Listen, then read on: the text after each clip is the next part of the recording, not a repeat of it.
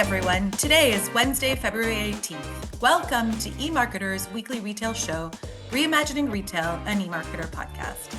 This is the show where we talk about how retail collides with every part of our lives. I'm your host, Suzy Davidkhanian, and on today's episode, we're sharing an early look at our holiday 2026 outlook and what the 2025 season revealed about what comes next. Joining me today are two podcast regulars. Joining from Chicago is Stambor. Hi, Suzy. Hey, Zach. And joining us from Texas is Canaves. Hey, Sky. Hey, Suzy. Happy to be here. Thanks for coming. This week, we're going to talk about the holidays, but through a very different lens.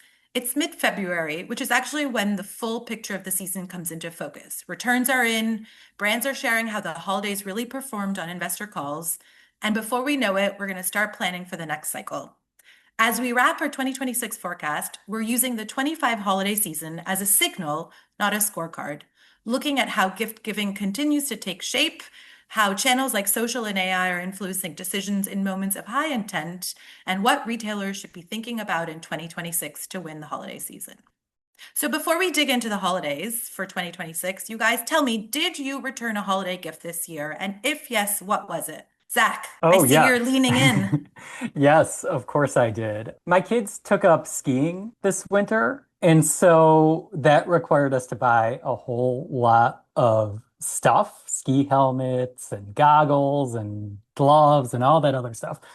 And the thing of when you buy all of that stuff is you have to know like how it fits. And I bought it online because I wanted to find a good deal, but I didn't know how it fit. And so I misfired several times and had to make many returns. Oh my gosh. I mean, that's what happens online, right? Especially when it's a new to you category. 100%. That's the nature of the beast is, you go online to find a deal, but fit is very important. And so it just like puts into focus how important it is to give consumers clear signs of how something will fit and who it'll fit. But it's so challenging because, especially with kids, because their sizes are changing all the time and different retailers and brands have different sizing. And it's actually, I think, just become an ingrained habit that we just buy and return what doesn't fit. Sky, did you return anything? Oh, yeah. Not a gift for me, but I had to return gifts for others that didn't work out. And I'm embarrassed by how much I return and how much everyone else returns. So I waited until the end of the return window to take everything in at once. And apparently so did everyone else because I couldn't even get into the UPS store on January 31st. But luckily, I had until like February 1st or a few days later, and they now open on Sundays. So I was able to get back there the next day when it was empty. Oh, so you had to take it back to a store to mail it back? Those drop-off returns, yeah. Not a store, but the UPS store. A retail outlet. You went to a physical space to return. You guys, I didn't return anything, but then I was thinking about it. Is it because my family gives a lot of gift cards, or is it because my family's so small and they all know everybody and we do one pink elephant or white elephant gift. I always get that wrong. Well, returns are in, holiday dust has settled. So let's do a rapid fire around. And I'm only going to ask you guys to think of two things that really stood out to you about how people shop this past holiday season. Sky, I'm going to start with you. Sure. So one is not the surprise that holiday shoppers turned up but for the big discounts, but that Cyber 5 came out strong and actually gained a little bit of share of the overall holiday season spending, whereas it had been losing share since it peaked in 2019. So that was one. And another one was, again, I don't think that consumers increasingly using AI for shopping was a big surprise, but how much they used it in stores as well as for online. I saw some data from Acosta Group that said nearly a fifth of shoppers were using AI apps and tools while shopping in physical stores during the holidays this year, which seems pretty significant. Yeah, that is a lot, actually. It's probably through the app as well. Zach, what about you? What are two things? Two things. So the first one is BNPL use was up, I think, about 10% year over year. It hit about $20 billion on Cyber Monday alone. It was over $1 billion. And it's just a clear sign of the normalization of this payment method. And people are using it for big ticket items, but also smaller ticket items just to get by, just to ensure that they're buying the gifts that they they intend to. So that's one. And then the other thing was the real downshift in spending in December. I thought was pretty interesting. So generally, I don't pay any attention to the month over month retail sales numbers. The one exception to that is in December, and it was flat. And even if you look year over year, it was up 2.4%. And that's like the heart of the holiday season. It was interesting to see that consumers kind of lost steam. And I think there's a whole lot of reasons why. Overall, I think the season was pretty strong or solid, but it was interesting to see that momentum kind of fade. I mean, I don't know if 2.4 increases fade, but I definitely think we are seeing a It spreading, was a right? Of slowdown, the, a yeah, slowdown. we're seeing a spreading of people spending, and the more deals that one does up front or a retailer does up front, and people are conscientious of their budgets. Because me too, one of the things I was surprised about was buy now, pay later. For all the things you said, I'm in full agreement. I did hear at NRF someone starting to talk about save now, buy later, which reminded me of layaway programs. And so I think all these new ways of paying might start sort of mushrooming again. Yeah, and I saw in our latest payment trends report, I think one of the trends I've heard about is more people using saved payment or stored payment cards where you're putting your money. It's kind of like you have your cash in your wallet, you have your cash in your app, and that's what you spend. So using that as a budgeting tool. Yeah, it's amazing what they're doing. The other thing I found interesting was the number of ways in which or places, I should say, in which people converted. So they researched and, understood about new products and then converted somewhere completely different. And it was really the whole gamut. Yeah, I think people were very invested in doing the research, doing the work in order to ensure that they got a good deal and that they bought something that met their intention. So that was 25. As we think about and are wrapping up our 26 forecast, Sky, I know you're putting the final touches on your report around 2026 holiday season. Can you give us a very quick high-level preview of what the numbers are? So I think we're in this more muted era for growth, and total holiday retail in 26 will be roughly on par with 2025, which was somewhat slow, but not as bad as we initially had expected in the aftermath of the tariff announcement. So it came in around 2.5% for the season for overall. E-commerce was substantially better at above 6%, and we're expecting a similar level this year as well. And so, you guys, what feels fundamentally different about the upcoming holiday season compared to last year or a couple of years ago or even pre-COVID? Well, I think last year so much was up in the air. There was the tariff announcements, the tariff pullbacks, all of that sort of stuff, all that noise that I don't think people really understood. They just had a sense that things were tumultuous. And so I think it kind of affected the way in which they spent and they thought about spending. And I think this year, perhaps, it will be more settled. We will have a Supreme Court decision on the tariffs. We will have the presumably larger tax refunds for at least a sizable segment of consumers.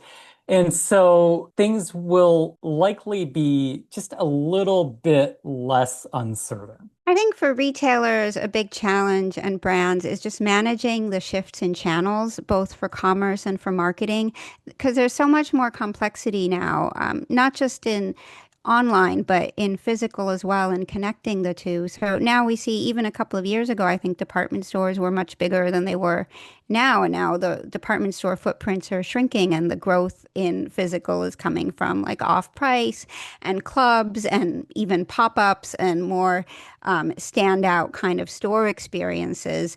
And then online, we see new channels like CTV for marketing, social for both marketing and selling, and understanding consumer behavior across these channels and with second screen behavior and how they're bringing their phones into stores and using them to shop while they're in stores. So I think all of that just adds to the complexity and how much more retailers need to plan and stay agile to meet shifting consumer behavior across these channels. Right. And I'm going to throw in this idea around it's not just about promotions and coupons to really understand value. And then during the holidays, especially right now when there are mixed headlines around the economy, it's this idea of needing to trade down to stay within your budget.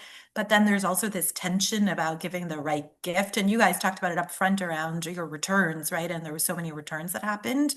I think that too is something that's completely different from many years ago. Yeah, no, I think that's dead on. I mean, value goes far beyond price, and there are so many different ways that retailers can pull the value lever, and that can be leaning on their loyalty programs, it can be offering bundles, it can be offering exclusive bundles with exclusive merchandise, it can be all sorts of different things. And at a time when margins are being pressed, retailers should look for those different ways to communicate value without leaning so heavily on discounts. Right. And I think especially when it's this gift giving moment, right? And so understanding what that looks like and that tension about the right gift for someone else without, feeling like you are really trading down a lot. When I was working in retail at a department store, actually, we talked a lot about self gifting over gift giving over the holidays and really trying to understand that difference. It's the only time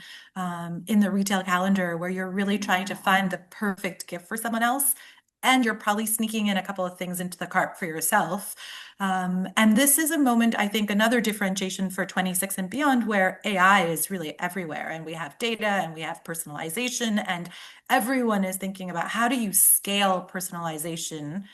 But it feels different over the holidays. What does that actually look like when there's a mixture of intentions that are happening? I think for most brands and retailers, it's still very much a work in progress. And getting to personalization at scale really has to start with understanding the customer journey across the different channels and then being able to pull the data from all those channels and integrate it to figure out what's next in terms of the best message or offer or experience for the customer that's going to meet their definition of value. And those definitions of value change according to time and place and during the holidays as well. And calibrating that is just so tricky because, like you said just a few moments ago, the ways in which consumers shop is so diverse, and the ways in which and the messages that resonate differ based on the consumer, and so it just really is a challenge, and I think will forever be a work in progress. Right. It's like the customer who you're targeting, but there's a little bit of a missed confidence because you don't know who they're purchasing for, right? And so you're just trying your best as a retailer to not be creepy, but not be generic, and to try and hope that you have a good messaging that's not a blanketed message. This is where the apps and AI shopping assistants come in really handy because then shoppers can have conversations about what they're looking for, who they're looking for, and make it very clear what their intent and who the purchase is going to be for, as opposed to, yes, guessing if you're looking for ski pants for a 10-year-old boy, whether that's for your own son or someone else, or just randomly looking around. Yeah, and I think Rufus in particular has gotten a lot of people accustomed to having those sorts of dialogues, which other retailers can benefit from just by Amazon establishing and building that behavior. Let's talk about that for a second, right? The AI tools, whether they're AI native tools to a retailer or LLMs in general, they really are helping narrow choices. And a lot of brands in 25 said AI really helped drive meaningful holiday sales, whatever that means to them. It's different for everybody, right? Is there a way to think about these different types of tools as a retailer for 26, and where and when do you lean into one versus the other? And by differences, I mean the AI native to a platform tools like Rufus versus the Chat GPT slash kind of marketplace feel. I think they're both important. The native AI tools really will matter to retailers because, as you noted, there's going to be that kind of behavior shaping with a big player like Amazon, where that's going to become the expectation. So if Amazon is offering this superior customer experience through Rufus and making it very easy to shop and find products, then other retailers will have to keep up with similar offerings. And those native AI tools can be trained on the retailer's first party data that the retailer has access to and help to reduce the friction points in shopping that they're aware of and maybe increase conversions, reduce cart abandonment rates. So that's really important. Then on the other side, in integrating or becoming more visible on the third party AI platforms like ChatGPT or Gemini, I think that becomes more of an imperative for retailers as well and brands to focus on because right now it's a space where Amazon is absent from. And there aren't a lot of e-commerce opportunities for growth outside of Amazon or a handful of other big retailers. So they want to be present in those conversations. We're seeing that the referral traffic is a small share of retailer and brand traffic, but it's growing very rapidly.